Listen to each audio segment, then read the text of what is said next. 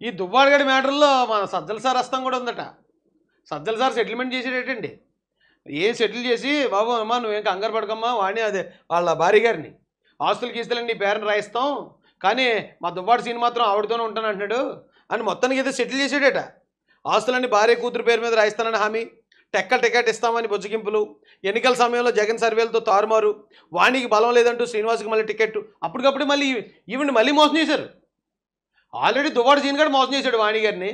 మళ్ళీ సజ్జల సార్ కూడా పిలిపించి టికెట్ నీకేస్తాం, ముందు టికెట్ ఆవిడకి అన్నారు. ఆవిడ ఇన్ఛార్జ్ చేశారు. చేసి మళ్ళీ ఎలక్షన్ దగ్గరికి వచ్చేటప్పటికి తూచన్నారు.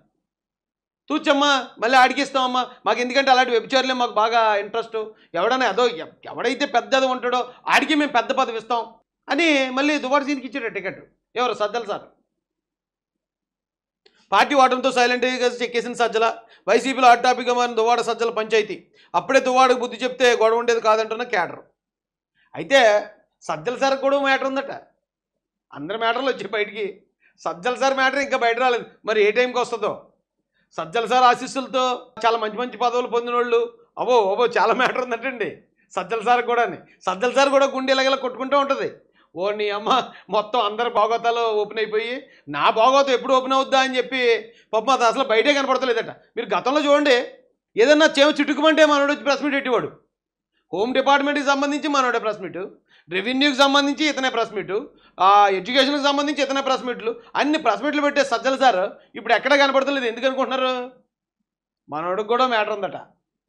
ఆ మ్యాటర్కి సంబంధించిన ఆధారాలు ఎప్పుడు బయటపడతాయా అని గుండె అరచేతుల్లో పెట్టుకుని మనోడు బతుకుతున్నాడని ఇండస్ట్రీలో టాక్ ఉందండి. అయితే చాలామందికి తెలుసు అప్పట్లోనే చాలా పుకార్లు షికారులు చేసాయి. లేదు సజ్జల సార్కి ఎలాగంటే అప్పుడు మేము నమ్మలేదండి.